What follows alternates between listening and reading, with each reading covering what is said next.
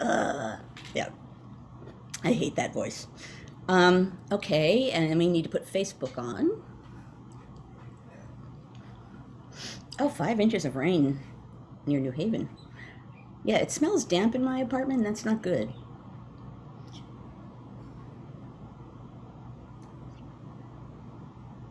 Just about going, yep, we're live on Facebook. All right. Wonderful. Let me do this. Okay, excellent. Well, good morning, everyone. Thank you for joining us for History Matters, and so does coffee. I'm Grace Leatherman with the National Council for History Education, here with historian Joanne Freeman, who will be talking to us today about the founders and the Supreme Court. We're very excited for that. Delighted to have you with us. Please make sure you participate by typing in the chat. We want to hear what you have to say. If you're on Facebook, you can also, if you want to join us through Zoom, you can go to our website, www.ncheteach.org, and join that way. If you have questions, please put them in the Q&A so we make sure that I don't miss them. We do want to have lots of great questions for Joanne. Please keep all questions and chats family friendly. This is a family show, but we're very excited to have you participating, and we're happy to hear what Joanne has to say this morning. Thanks so much, Joanne. Okay, thank you very much, Grace. Hello to everybody. As Grace mentioned, and as I tweet promised, I want to talk about the Supreme Court today, obviously in part because of the ending of the last session and the blockbuster cases at the end, but really because I think my sense is, just generally when talking about politics and the government, the court is one of the things that people know least about, which in some ways makes sense, but seems that it would be important to talk about it, particularly right now. So that's why I took it to address it. Before I plunge in, though, and this is silly, and I will talk about this more in the after party. So for those of you who are new, there is an after party after the first hour. I will say more about that at the end, but I'm going to introduce a topic here that I will be happy to talk about in the after party. And that is, of course, when I thought of the title for this episode, Here Comes the Judge just sort of popped into my mind, right? Logical. It also means I'm of a certain age because it's from Rowan and Martin's Laugh-In. It was one of their, catchphrases, like, suck it to me. But I feel the need to say that Here Comes the Judge originated with Dewey Pigmeat Markham, who was a comedian, a performer for a really long time, and it came from a comedy skit of his, which was so popular that it and he ultimately introduced it on Laugh-In. I'll come more to that at the end, but I wanted to give him credit for the title. Dewey Pigmeat Markham, he looks like the most charismatic performer in the world. Anyway, I'll talk more about that after, because I did a deep dive. So why did I mismanage my time this morning? In part because I was like, oh, looking up, here comes the judge. So yeah, how can you not do that? Okay, but to more serious things.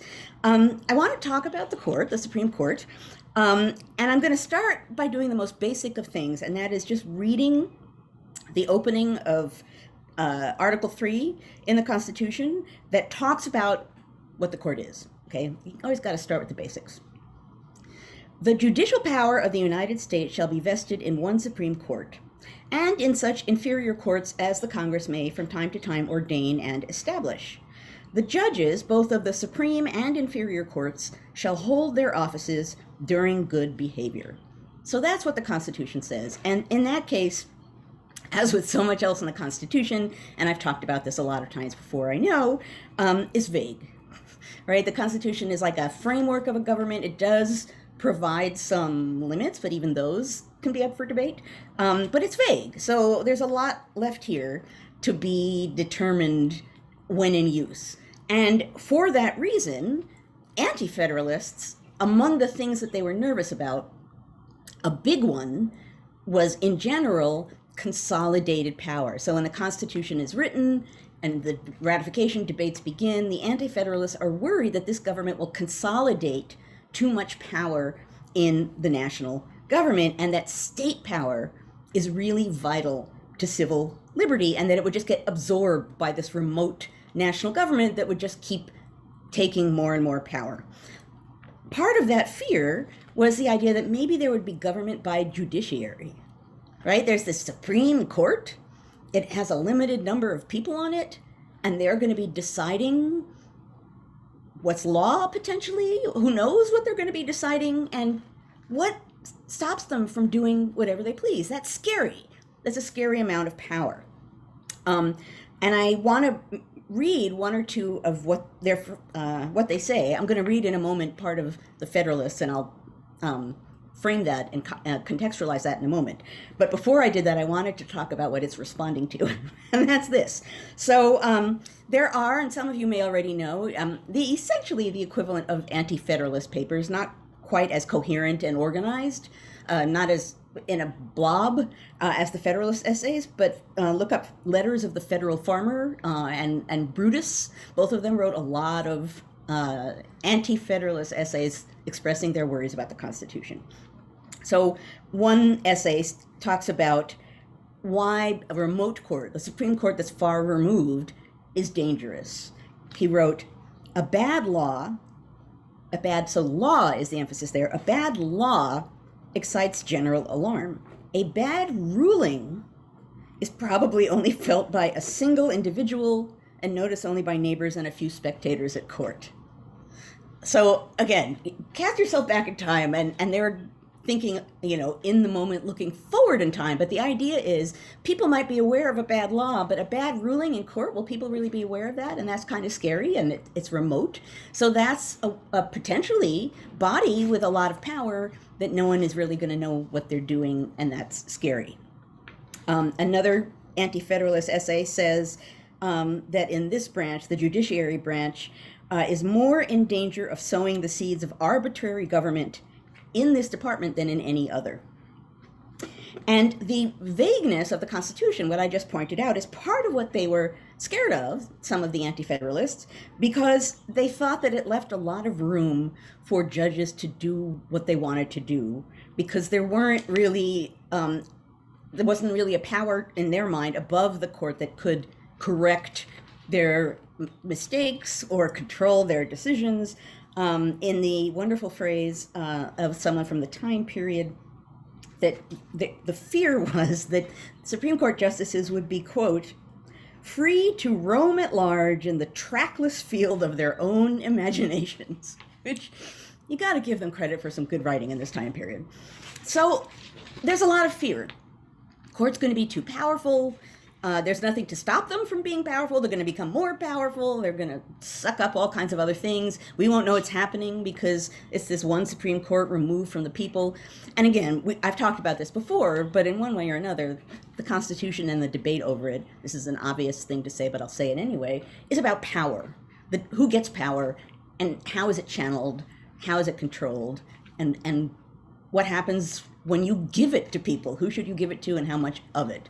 That's ultimately what you're talking about when you're talking about constitution making and law giving, and particularly in the United States, which is creating this Constitution from scratch, well, almost scratch. Okay, so those are the anti-Federalist fears. Now let's turn to Hamilton's Federalist Essays. And I probably have said this before because I say it all the time, certainly in my classes. There's a tendency to think of the Federalist Essays, which were not titled the Federalist Papers at the time, I shall say, the Federalist Essays, which is called the Federalist, the Federalist Essays as an objective commentary on the Constitution by people who were involved in its creation. Now, it is true. The people writing the Federalist Essays were involved in one way or another in its creation and had insights and were saying things that they were particularly qualified to say that should have had a broad impact. However, and I always put it this way to my students because it seems to drive it home really quickly. The Federalist Essays were kind of like a big commercial advertisement for the Constitution, so they weren't meant to be objective. They were defensive. They were on the one hand promoting the wonderful things about the new Constitution, but also responding to people's fears about what might happen, where power might go. And you're going to hear that in a moment when I talk about what Hamilton says. He's the one who addresses, for the most part, the court. The Federalist is trying to calm people who are very upset about the amount of power and consolidation with the new the wannabe new Constitution. Okay, so Hamilton, and you'll hear, I'll quote him a little bit in a moment, he argued again and again and again that the judiciary was the, quote, least dangerous branch, the least dangerous branch, because justices depended on Congress for their salaries and their budget, and I suppose for being put in there in the first place, and they didn't have the purse and they didn't have the sword, so the court's rulings would depend neither on force nor will, but merely judgment, with the court's power resting in its prestige. Now I'm going to let Hamilton say that. He says, the judiciary has no influence over either the sword or the purse, no direction either of the strength or of the wealth of the society, and can take no active resolution whatever. It may truly be said to have neither force nor will, but merely judgment, and must ultimately depend upon the aid of the executive arm, even for the efficacy of its judgments. Beyond that, he then did say, even as he was calming people down, he did say pretty distinctly, whenever a particular statute contravenes the Constitution, it will be the duty of the judicial tribunals to adhere to the latter, the Constitution, and disregard the former, the statute. Now, that in time becomes more established, but he's basically setting up the idea of judicial review in the Supreme Court. It's not established at this point, but that's the general idea that he's putting down here. So that's the assumption in the beginning. Some people are afraid it's going to be too powerful, it's removed, it's a handful of men with nothing to stop them. Hamilton and other Federalists are saying, what's the fear? Like, what are they going to do? Right? They have no real power. The other branches are far more powerful. So this is a non-starter. It's going to be okay. The court's not a threat in any way. And initially, and this is part of what I wanted to talk about today, the early Supreme Court was a very different thing from the later Supreme Court. And I should say, I just, in looking around this morning and trying to decide what I wanted to say to you, I came up with this simple fact, and it just, in comparison with us today, will strike you probably as much as it struck me. When Washington became president, he named 6 Supreme Court justices, and they were approved within 2 days by Congress. Now, of course, it's a new government, so the first president had to step forward and be like, okay, let's have a Supreme Court and appoint the justices. It was just the idea of the 6 names coming forward, and they were all within 2 days approved, that is kind of mind-blowingly different from the world we live in now. Now, the fact of the matter is that the early court wasn't that powerful, wasn't that central, wasn't, and I'm going to come back to this word, dignified. That comes from one of the founders himself. It did not hear a lot of cases. Supposedly, during the very first years of its existence, it heard only a handful of cases. By one person's count, during the first 10 years of the existence of the court, it decided a total of less than 50 cases. And the average length of court sessions in Washington were somewhere around 3 to 4 weeks of the year. So, you know, and that goes on for quite some time, even into the early 19th century. The rest of the year, Supreme Court justices were required to ride circuit within a defined circuit, and they would go from town to town, acting as federal circuit judges in various courts. That was not a beloved thing, you know, to basically be on the road, you know, have Judge Will Travel, that sort of wandering around. So riding circuit was a non-favored part to the justices, but they spent a lot of time doing that, which actually is a nice little gloss on the sort of, you know, the court's so far away, but the justices, they're going to be pretty up close. But the court really wasn't very powerful. It didn't have, in a sense, a lot of clout by reputation. John Jay, who's the first Chief Justice, when he resigns in 1795 to become governor of New York, he is said to be promoting himself, right? He's taking a promotion. He's moving up from the court to governor of New York, because governor is far more reputable and has power and does things. The court, what's the court? Now, Jay himself, so he's Chief Justice, he steps down, and then under John Adams, when Adams needs to fill a chair, actually fill the Chief Justice chair, he turns back to Jay. It's like, Jay was good. Hey, Jay, you want to come back? And Jay says no. And part of the reason he says no is because the Supreme Court lacked energy, weight, and dignity. He's like, the court is not up to whatever it's supposed to do. It is not a useful position. I'm not going to be Chief Justice again, which is really striking, right? I love these sorts of statements that sound really extreme and really put us in another time period. So the court was not particularly important, and Americans, for the most part, were nervous about limiting judicial power. They were worried about the amount of power that the Supreme Court had. They didn't assume that the court was going to be entirely apolitical. They understood that politics was in the mix, that the court, in one way or another, would always be political.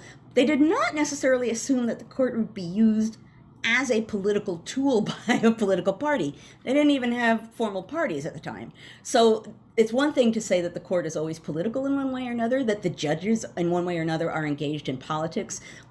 It's like a spectrum of being political, and at the other end of the spectrum is, sort of in sync with a party to carry out a particular vision of the nation. So that's towards the other end of the spectrum. So that's an important point, because I know that we look to the court to be this totally objective umpire on law.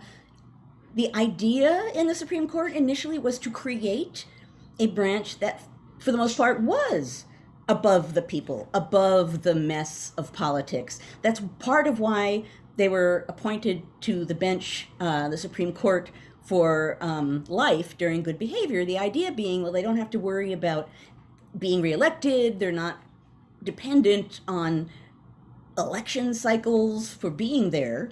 That puts them a little bit above the give and take and fray of the grind of politics. That's part of the reasoning behind that. Now, even as in this time period when the court is not the most important institution, even that to some people was frighteningly powerful, too powerful, particularly because it actually could affect how people understood the Constitution, which then would affect everything. Thomas Jefferson, and I believe he says this as president. I did not look up when he said it, but this is a quote. He says, "The Constitution is a mere thing of wax in the hands of the judiciary, which they may twist and shape into any form they please." That's the fear, even in this early period. Now, over the years, they were worried about power, and they tried to pull the court back a little bit by recommending different things, like changing the number of justices, reducing the kinds of cases that the Supreme Court could hear. I forgot one here. I have lost track of the third one, but there were three. At any rate, over the years, they did try to reform, supermajorities in some cases, requiring supermajorities in some cases. So there were attempts or thoughts about reform of the court in one way or another because of that fear of power. But by the late 19th century, the court began to gain power as an institution. It began to get jurisdiction over some civil suits that in some way or another were involved with the Constitution or federal law. The justices began to have the power to determine their own docket. So the court grows in power, which it's not the same court over all of the years, even though nothing changes, officially speaking, in the Constitution. But there's a reason why people were afraid of the power, and then the founders, if they'd seen the court that came along later, would have been really struck by how powerful the court is. But a more powerful court means partisanship is even more, and extreme, obvious partisanship in the court in a uniform team manner becomes even more threatening, right? So that's some of what happens over time. Now, look in the longer view. well, I'm not going to go into detail here about John Marshall, who ends up, John Adams appoints him as Chief Justice, but it's really Marshall as Chief Justice for 35 years, I believe, beginning in 1801. So really long. I think he's the longest serving Chief Justice in American history. Marshall's the guy who really gives the court power and, I guess as John Jay would put it, dignity, and who changes the nature of the court and makes people like Thomas Jefferson very anxious, which is why I think that quote probably came from Jefferson's presidency. But at any rate, the early court, and I guess this is I didn't set this up this way, but I guess this is also a little smack at originalism, right? We should only think about what the founders think, and that's how we should govern ourselves. Well, here's a great example of looking back. Even though the Constitution hasn't changed, really different court, really different circumstances. So even that generation of people were arguing about how to interpret the Constitution. So there are many reasons to argue about originalism, but even just looking at the trajectory of the court is a great example of that. I'll stop in a moment so that we can have questions. There are two things I want to point out. One is, because I reread it today for this discussion we're having, and I wanted to recommend it to you. There's an article by historian Rachel Sheldon in the Washington Post in September of 2020 that's really good on this topic. She talks about the early court, and she talks about fears that they had in the early court and how they changed from fears that people got later. So I highly recommend it, and I know you guys you're spiffy and fast, and someone's going to find a link to the article. But at any rate, I wanted to put that out there because if you want a kind of quick and dirty yet historically correct and grounded discussion of some of what I'm talking about here, some of it is in Rachel Sheldon's article. I remember bookmarking it when I first read it, and I was like, this will be useful. Here's one moment when it is. The other thing I want to mention, and I just hadn't thought of it in this way, right? So I guess, and this could be just me, when I think about the contemporary court, I think, wow, well, it's certainly more diverse than it was, depending on who's in it. That's a good thing, and hopefully we'll continue to get more diverse.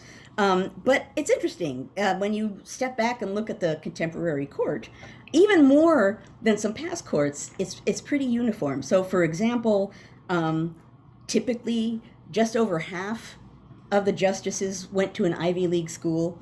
Apparently all of today's justices have a degree from either Harvard or Yale. I did not check this, so some of you might prove that wrong, but I did check this other thing, which it's a quote I'm going to read you in a moment. The fact of the matter is, it appears there are a lot of people in the court with Ivy League degrees, more than typical.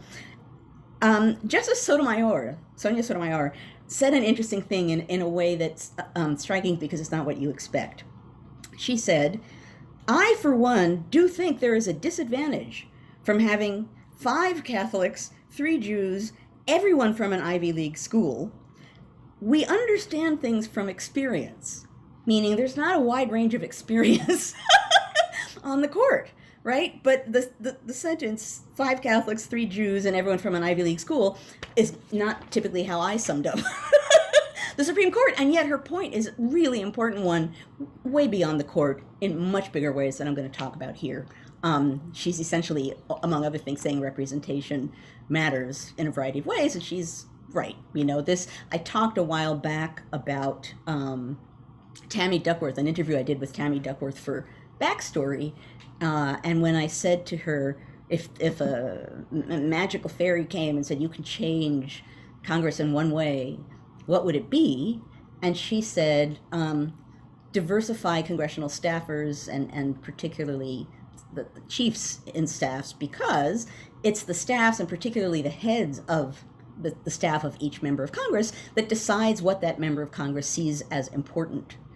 And if they're mostly white men, that's going to be one particular kind of thing that's important. But if you diversify the people deciding what members of Congress see as important, that's going to have a major influence. And I thought that was not only really smart, but really striking and probably not something that certainly an outsider would typically come to first as a way to reform what's going on in Congress. Okay, I am now officially beyond my half-hour mark here, so I'm going to stop talking and open things up.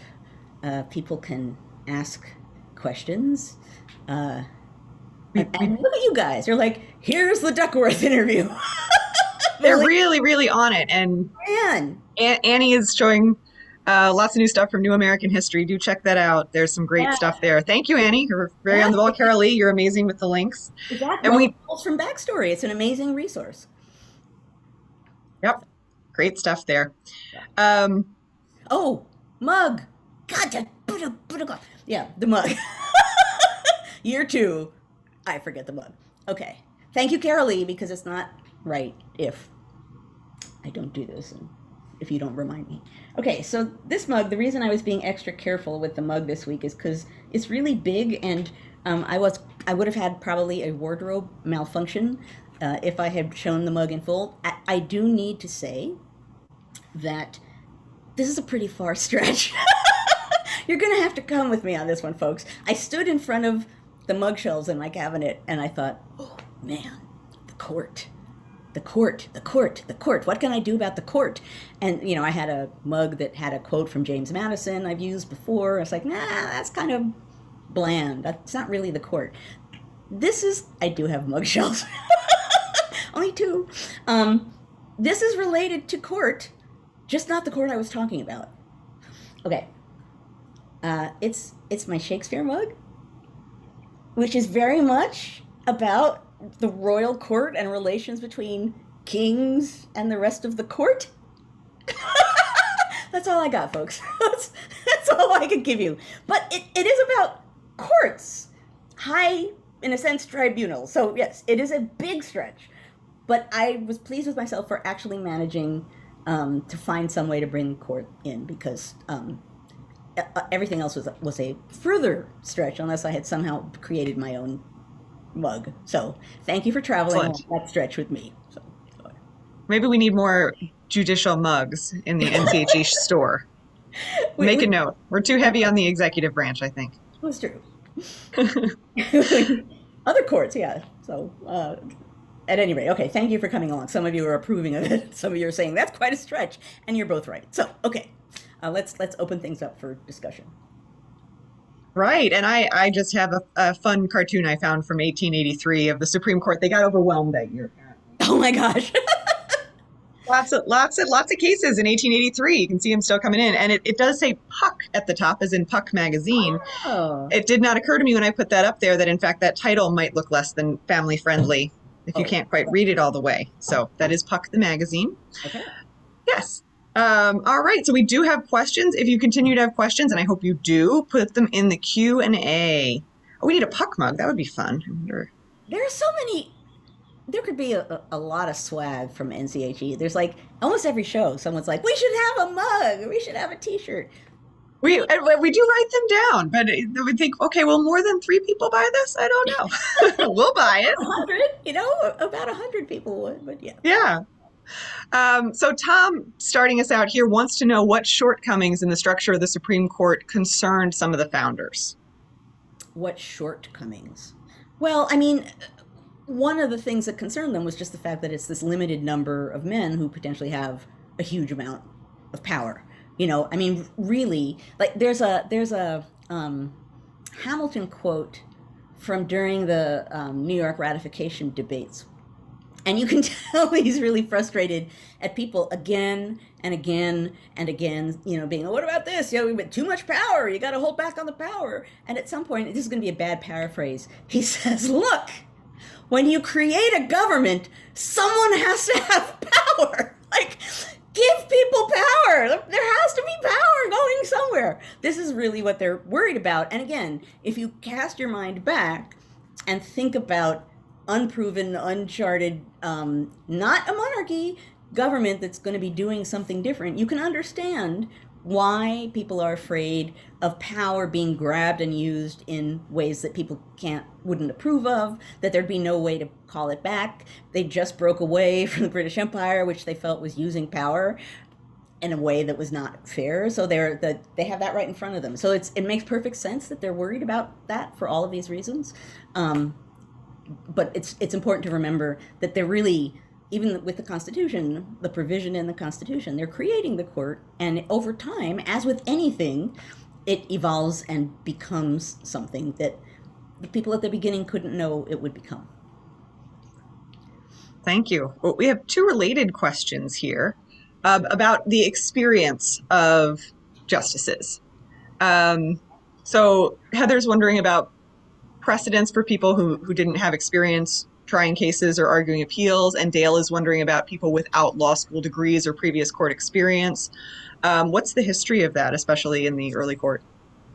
Well, one thing that mattered and that probably affected who was in the court is that when you rode circuit, you had to have a law degree of some kind wherever it is that you were sitting as a federal circuit judge. So people needed, because they were going to ride circuit somewhere, they needed to have a degree somewhere. That said, it's not like there were big established law schools. Eventually there were a couple. There's one, Tapping Reeve in Connecticut, that you can go visit.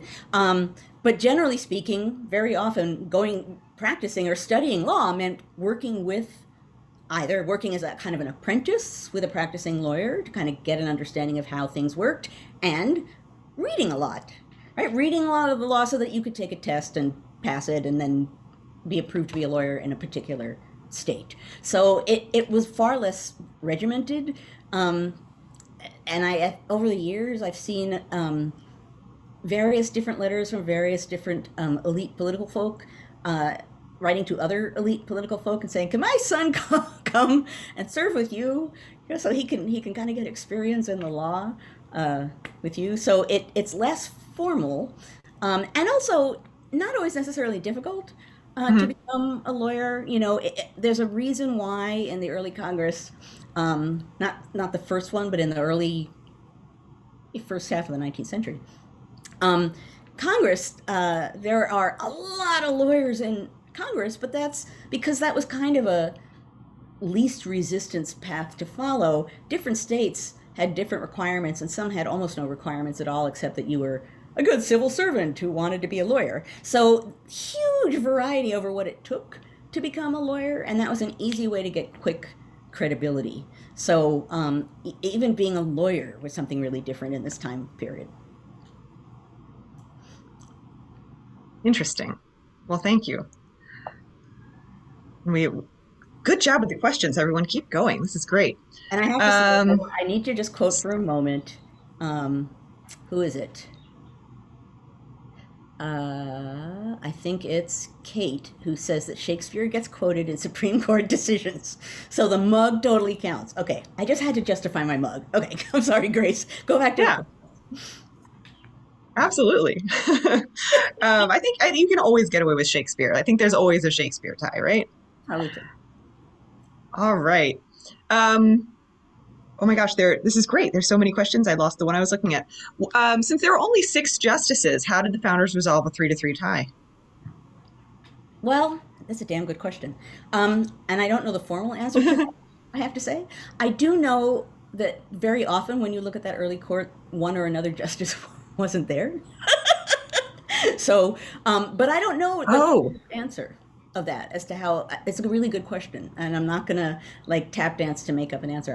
I don't know, but I think, again, because they're kind of not assuming the existence of 2 established parties that are going to create established ideologies that are going to suck people into one of 2 sides, that as a deciding factor is not as prevalent. So it isn't as though they would automatically assume, well, they're going to divide in half because half will be one party and half will be another. That was not within the reasoning of that moment. Sure. It's not splitting in half, but it's 6 wise people who can kind of weigh in on this. Hopefully. So, interesting. Hopefully wise people, but yeah. Yeah, hopefully, right. They assume they're wise. This is interesting from Anissa. Lots of conversations about America and courts make the point that we live in a litigious age. in the founding era, since there were other means of settling disputes like honor culture that you write about, did people just not challenge laws or rulings as much? Oh, that's really interesting. That's a good question. Yeah. I once they were you were right that one of the things people thought about when deciding how to deal with a particular issue was, is this something I should deal with personally, or is this something that needs to go to a court? And in, I believe, 1801 in Massachusetts, there was a big deal case in which one politico insulted another politico. It was obvious in the newspaper this was going on, and the son of the insulted guy met the guy who did the insulting on a street, in the middle of Boston, and actually everyone came. The people came to watch because they knew this was going to be bad. And in the end, the son gets killed, and this is an honor dispute, but it's also obviously murder. What's fascinating about this is that the guy who committed the crime writes a pamphlet. I'm going to remember his name. I think his last name is Sedgwick. At any rate, I'll think of it, and maybe in the after party someone can find it. I think it's Sedgwick. At any rate, he writes a pamphlet, and what he says in the pamphlet is, look, certain kinds of things go to courts, and certain kinds of things don't. And the thing about a court decision, it kind of echoes something that I just said. The thing about a court decision is only a few people know about it. I mean, people in the court know about it. I suppose some other people might know about it, but whatever happens, there's not a wide, sweeping impact. But if you pick a way, a sort of honor dispute way of demonstrating your honor, and whether that means, caning someone on the street or engaging in a duel to this person, that has widespread power. So that is the way, so basically what he's arguing is it made perfect sense for me to be walking in the street and to assume in one way or another I would physically confront this person on the street, and that they're, that made sense, and that would have had an impact. Whereas if I'd gone to court, now that said, people are going to court all the time, and particularly libel suits, surprise, are one thing that's being used a lot in this time period. But as I guess Anissa asked the question, it is a really important thing to add into the ways in which people are deciding how to settle disputes, is that honor culture, a caning or a duel, or a posting, posting up a statement saying Joe Schmo is a coward and a liar, and, I'm saying this in the public square, that was considered an equally valid, different way of settling a dispute. It was like they had a spectrum of things you could do, and those things were perfectly valid ways to settle a dispute. The pamphlet's really interesting. Thank you, Anissa. Yeah, that's great to point out that there is that spectrum that people could use to air their grievances and receive satisfaction. Exactly. That's the right. Dave wants to know, and so feel free to take this any way you want, your feelings on the most consequential Supreme Court decisions, whether overall or within the time period that you've studied. What are the ones that you think are some of the most influential? Or perhaps ones that we don't know about that we should know about that are really influential? Well, I mean, in a sense, this is an easy answer, so you're not going to be surprised. In a sense, the really important one is Marbury v. Madison under John Marshall, because in the end, that's really establishing judicial review, that the court formally needs to be reviewing. Let me find it here. I actually wrote the quote down. Where is it here? Here's Marshall. See, I'm always equipped. I just didn't think I'd talk about it. Marshall says, it is, in that case, it is emphatically the province and duty of the judicial department to say what the law is. So that case is important because even though Hamilton says in the Federalist, as I read, well, that's the court's going to be deciding the constitutionality of things, and that's important. That's nice, but this case establishes that the court can do that. So that's a big one, but it's hard to pinpoint. I mean, there are different kinds of cases, and some of the ones that people might be thinking about as being influential might be ones that are more recent and have more to do with everyday life and the working of society and voting than others that have more to do with business or states' rights. And, in the 20th century, there were a string of decisions like Brown v. Board of Education and Roe v. Wade and a whole bunch of other decisions that are really sweeping, and thus we know about them and can rattle them off because they have a deep impact in American society. So those kinds of cases, in a sense, have real importance because we can feel them every day, but that doesn't mean that some cases that for certain we don't necessarily know offhand aren't equally important because they do some fundamental thing, like McCullough v. Maryland under Marshall. And what's interesting about that one is it recreates an argument between Hamilton and Jefferson under Washington. So when Hamilton created the Bank of the United States, obviously Jefferson, Madison, Edmund Randolph stepped forward and they're like, this isn't constitutional. The Constitution does not say you can create a bank this way. The government can't create a bank. Unconstitutional, giving too much power to the government. And Washington is ready to veto the proposal to create a bank, but he turns to Hamilton and says, I'm going to give you a chance to defend what you're doing. And Hamilton, this is, if some of you probably already know this is where Hamilton says, the clause in the Constitution, the elastic clause that says that Congress can do whatever is necessary and proper to carry out its function. What does necessary mean? And what does proper mean? And those are not words with a defined small meaning. If you were to do what was precisely necessary in a given case, you are cramping the Constitution. It will be unable to do anything. So he argues in that case, broad construction of the Constitution, right? That basically there needs to be broad construction of power in the Constitution. Under Marshall, McCullough v. Maryland, second Bank of the United States, and it ends up being not over the same issue, but still the same idea being debated. And one side, is saying, the national government has a right to have a bank, and states, in that case, states don't have a right to tax a bank. It's a federal institution. So again, many people probably know, McCullough v. Maryland, because it's a famous case. That's partly about the power and the consolidation of power in the national government over states. Has a big influence at the time, but as with so many issues of law, sometimes really their impacts unfold over time. That's very important, and I am having flashbacks to teaching government and making children memorize this. Related to that, Kathleen wants to know, Marbury versus Madison gives the Supreme Court judicial review in 1803. Marshall held that the Judiciary Act of 1789 was unconstitutional. Did the founders mean to give the court this much power? I think you're sort of indicating that it fits with their views. Do you feel that Marshall's decisions in general were consistent with the intentions of the founders? Well, I think they were still figuring out what it was going to be, right? So even at the time, right, they're still there, so they can write him a letter and tell them what they're. Right.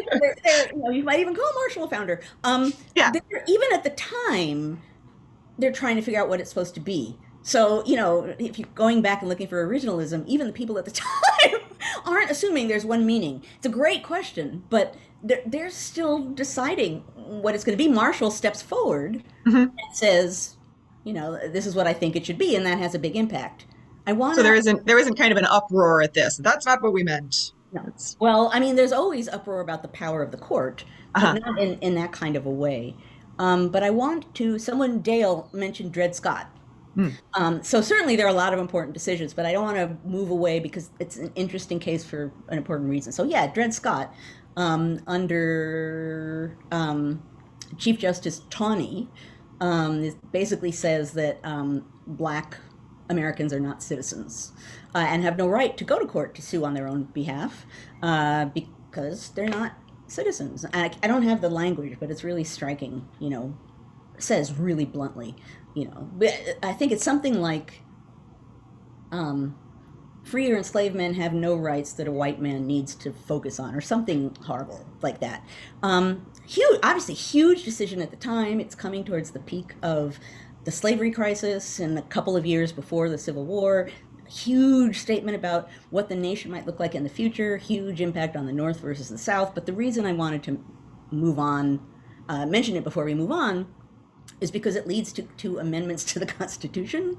Amendments to the Constitution ultimately fix that, change that. And I mention that only because I'm not necessarily advocating that, what we need today, we need to amend the Constitution. But I'm not saying that that's not necessary too. So I wanted to at least throw that out in the air, that one way in which you can reform the court is to amend the Constitution. Well, I'm going to circle back here to the discussion of the different ways of satisfying a grievance, whether it's court or honor culture. And I just think this is fascinating. It's not entirely in the courts, but Melissa wants to know, this is more a question on your research into honor culture. Could women post? Could women write pamphlets or post a flyer on a town board? And Melissa notes that the Me Too movement seems like a modern society-wide posting, and maybe they're modern equivalents of finding ways beside the courts to satisfy a problem. That's interesting. Yeah. Right? That because of technology, things like the Me Too movement, suddenly that is a posting, right? Mm-hmm. And the thing about that is all you have to do is say it in a prominent place and step back, right? A charge, and it becomes a posting. That's really interesting. But at the time, honor culture was assumed to be a male thing. I remember stumbling across an article in a magazine. So people know that there were newspapers at the time, but there were also magazines. They're, not quite like today's magazines, obviously, not glossy, but still more conversational and about like travel. And one of them had an article on women and fights and dueling. And it said something along the lines of, the problem is men, if they have a fight, they go out to a dueling ground, they have a duel, and I've talked about this in my work a lot. The point of a duel is not to kill somebody. It's to redeem your honor by proving that you're willing to die for it, right? I am a man of honor. I value my honor so much that I'm willing to die in defense of it. So a lot of duels end up with no one being killed. So men can have a duel, can go to the field of honor, can exchange fire, can shake hands, reputation's repaired, and it's done. And what this article said is women have no equivalent. There's no way to settle disputes definitively between women. And the article, the tone of the article was, that's not fair. Now, now and again, I think more likely in Europe than in the United States, there were some women who engaged in this kind of behavior. A really interesting case of a woman not quite knowing what to do is Mercy Otis Warren. She writes a history of the Revolution, and in it, she talks, among other things, about John Adams, and what he does. John Adams reads it and doesn't feel that it is giving him credit for the things he did. Of course, this is John Adams. I always say that John Adams is the Rodney Dangerfield of the founding. Some of you will know what that means. I don't get no respect. So he's very upset about Mercy Otis Warren's history and writes to her, angry that he's not being treated with the respect he deserves. And Mercy Otis Warren writes to a male friend essentially saying, this is a thing that, it's kind of about Adams's reputation, and I kind of don't know what to do. What do I do? She was in an interesting and sticky situation, and there aren't that many women stepping forward and writing those sorts of definitive history of books. So it's not like she had a lot of precedent to turn to in the United States. But so the point being, women generally are assumed to not take place in honor culture. That said, women provoke a lot of duels in the sense that if something happens, an insult happens in front of a woman, then you really got to redeem yourself because you've been humiliated in front of a woman. So women are involved. Sometimes they knew about a duel in advance and would try to stop it. So it's not that they're totally removed, but it wasn't a tool for them. Sure. And I'm sure for women there are more private ways of settling disputes and of course and let's just also say out loud that women, not to the same extent that men were, but women were engaging with the courts even very early on in American history. That's a really good point. I didn't mean to leave that out. I do want to say, because you guys So Tim has posted a link to the letter from Adams to Mercy Otis Warren, although this is the one he's posting is a really early one. But Kate quotes him: "I am very sorry, madam, you have laid me under the necessity of fatiguing you with these tedious letters, but as I have begun, blah, blah, blah, blah." Wait, I just saw a quote where he's saying, "I'm not being treated with..."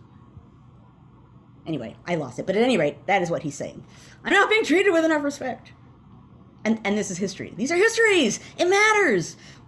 Yes. Yes. How we teach history has always mattered, everyone. Yep, absolutely. The people who felt that they were making it, right? Yep. Yeah. A lot of credit. Yeah. Well, this is why new towns always established historical societies. Like one of the first things that went up, because you need to control that story. And actually, I want to, this has nothing to do with today's conversation, but I want to mention it only because I've always found it really interesting. It's in the 1820s that different states really begin aggressively creating historical societies. The reason is the nation has been around at least for, 2 or 3 decades, that there's enough to be history, right? There's a point at which people are saying, hey, we need to start collecting this stuff because there's actually a story to tell, which is not, again, we don't think about beginnings, but the reason many of these societies exist is because there was a point at which people realized that there was a story that had to be told and things that had to be collected, and they weren't being. I talk about this in the end of my first book, about William Plumer, who realizes when he's in Congress in the early 19th century, he sees all of these congressional documents in like a room with firewood being trampled on and used as fodder for fires and whatever else, and he has this realization, and then he's like, that's history. Like, who's collecting these documents? No one's collecting the documents. And so he makes that his mission, to start collecting things so that there will be a record. That's like 1801, 1802, 1803. That's really striking. Yeah. Right? That he's like, wait a minute. And then he sets out to write what he considers to be the first history of the U.S. government and interviews founders because they're still there, right? Jefferson, John Quincy Adams, asks them questions so that he can write the history accurately. Really interesting story, which is why I had to say it in the epilogue, but really interesting story. Yeah. And in the Midwest, it is always striking to me the point at which people start realizing that they are history and recording it. And in the Midwest, sometimes it's even earlier, like the point at which they get there and the point at which they start collecting the documents and declaring themselves history. It's fascinating. And it's really important that we realize that crafting the narrative matters. And that there's a moment when people realize that there's a narrative that needs to be crafted, right? Uh-huh. Really interesting. So Dale wants to know, during the constitutional debate, didn't Madison want to make sure that the right to sue was in there since he was involved in land speculation, therefore an early nod to solving issues via the court? Land speculation is true. I don't think in all of the time I've been talking here that I've talked about speculation, which was huge at the time. Partly because in the post-war period, there's land that, states have western sections and some of them are selling out the land to get money. And anyway, it's a moment in which there's land to be had and there are wealthy people who are willing and eager to have it. So there's a lot of speculation in this time period. One of my former students, Michael Blakeman, his dissertation and book are about this land mania. So it really was at the time a kind of mania. And I forgot. Oh, did Madison? Well, I have not read Madison's papers so that I can definitively say he wasn't thinking, I got land to. Certainly the fact is that no one ever assumed that any individual would be totally selfless in everything they did, right? And that's even true in constitution making. So, like a major thing for Hamilton, he says, over and over and over and over again, yeah, it's really nice to think that like some of our government relies on people being honest and wonderful and thinking always about the common good, and that's really nice, and no one does that naturally.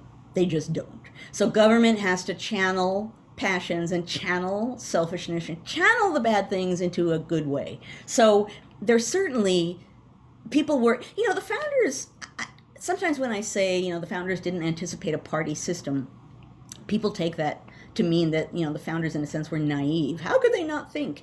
And it's not that they were naive. It's that there are certain things, like they didn't assume there'd be no partisanship, but they didn't assume that there would be a party system, right? Those are two different things. So they're living in a space and thinking within that space. I've talked about this a lot of times, right? As a historian, you kind of have to try and put yourself in that space and look forward in time rather than looking backward in time, because looking forward, you can see their mental landscape and how they were envisioning things based on what they saw on that landscape.